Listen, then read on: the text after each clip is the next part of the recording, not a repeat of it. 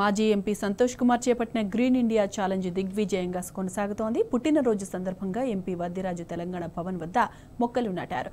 పచ్చదనాన్ని పెంచేందుకు, పర్యావరణ పరిరక్షణకు గ్రీన్ ఛాలెంజ్ వ్యవస్థాపకులు మాజీ ఎంపీ సంతోష్ కుమార్ చేస్తున్న కృషి ప్రశంసనీయమంటూ కొనియాడారు.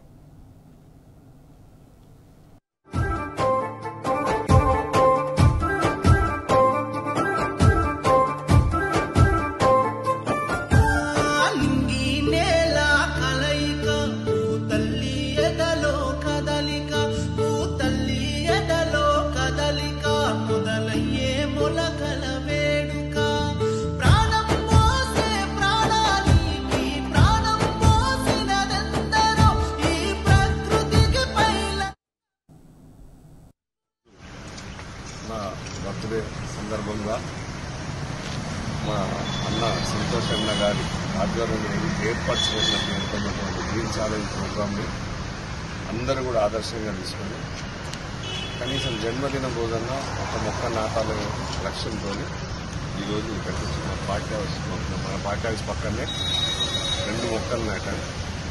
ఇలాంటి ఒక సదుద్దేశం, మంచి లక్ష్యంతో ఏర్పడినటువంటి గ్రీన్ ఛాలెంజ్ ఈ దేశంలోనే ఎవరూ చేయలేనంత గొప్పగా దాదాపు 17 కోట్ల పైన మొక్కలు పెట్టినటువంటి మా ఎక్స్ఎంపీ జగన్పల్లి సంతోష్ కుమార్ గారు వారిని ఆదర్శంగా తీసుకొని నేను చెప్పినట్టు ఈరోజు చాలా